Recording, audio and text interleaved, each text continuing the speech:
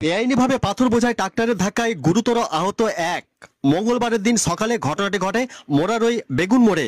প্রত্যক্ষদর্শীরা জানিয়েছেন, একটি পাথর বোঝাই ট্রাক্টর বেপরোয়া গতিতে যাওয়ার সময় এক মোটরসাইকেল আরোহীর উপর নিয়ন্ত্রণ হারিয়ে পড়ে যায়। ফলে মোটরসাইকেল আরোহী গুরুতর আহত হলে স্থানীয়রা তাকে ঘটনাস্থল থেকে উদ্ধার করে তৎক্ষণাৎ মোরারই হাসপাতালে ভর্তি করেন।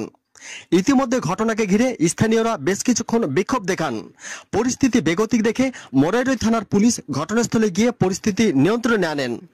প্রসঙ্গত, গত সপ্তাহে নহলাটি এলাকায় রোড সেফটি নিশ্চিত করতে বিশেষ অভিযান চালিয়েছেন রামপুরহাট মহকুমা পরিবহন দপ্তর। সেই অভিযানে আটক করা হয় বেশ কিছু 8 চাকার বিশাল আকারের ডাম্পার ও ট্রাক্টর। পরিবহন দপ্তরের অভিযান চালানোর সময় দেখেন ট্রাক্টরগুলি কৃষিকাজের নামে নথিভুক্ত হয়ে আছে, অথচ বেআইনিভাবে নির্মাণ সামগ্রী বিশেষ করে পাথর পরিবহনে ব্যবহার করা হচ্ছে বলে ডবল ডালা ও ডবল চাকা যুক্ত ট্রলি আটক করেন। সেই সঙ্গে পরিবহন দপ্তরের তরফে জানানো হয়, আটক হওয়া ট্রাক্টরের কোনো বৈধ রেজিস্ট্রেশন নেই। ট্রাক্টরগুলো মূলত কৃষিকাজের জন্য নথিভুক্ত থাকলেও বেআইনিভাবে ডবল চাকা ডবল ডালা যুক্ত করে এগুলো পাথর পরিবহনে ব্যবহার করা হচ্ছিল। অনেক ক্ষেত্রে এগুলোর ওজন, উচ্চতা, আকার আকৃতি নিয়ম বহির্ভূত হয় জনসাধারণের চলাচলে গুরুত্বপূর্ণভাবে ঝুঁকি তৈরি করে। অথচ মোরারই থানার পুলিশ প্রশাসনের নাকের ডগা দিয়ে প্রকাশ্য কি করে বেআইনিভাবে ট্রাক্টর বিপজ্জনক অবস্থায় পাথর বোঝাই করে নিয়ে যায়, সেই নিয়ে উঠছে প্রশ্ন। ব্যুরো রিপোর্ট, নহাটি নিউজ এক্সপ্রেস। এ ব্যাপারে স্থানীয়দের ঠিক কি অভিযোগ, শুনুন বিস্তারিত। ট্রাক্টরে ওভারলোড নিয়ে আসছিল, নিয়ে আসার পরে বাইক সাইডে ছিল এবং একটা বিয়ের গাড়ি ছিল।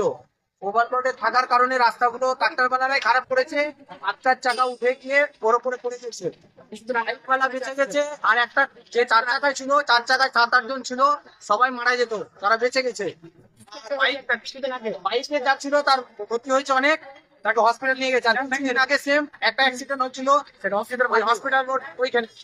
আর তারপরে আবার একটা মীমাংসার পরে ওরা চালিয়েছে, ওভারলোড করছে। এই রোডটা হচ্ছে হসপিটাল রোড, গ্রামীণ রোড। এখানে মানুষ হসপিটাল যায় নিজের পরিষেবা পাওয়ার জন্য, কিন্তু ওভারলোড নিয়ে 4-8টা করে গাড়ি একসঙ্গে যাচ্ছে এবং মানুষের অসুবিধা করছে, হসপিটাল পেশেন্টের অসুবিধা করছে। আমার একটাই অনুরোধ বিডিও সাহেবের কাছে এবং প্রশাসনের কাছে, আমরা এই রাস্তায় ওভারলোড ট্রাক্টর চলতে দেবো না।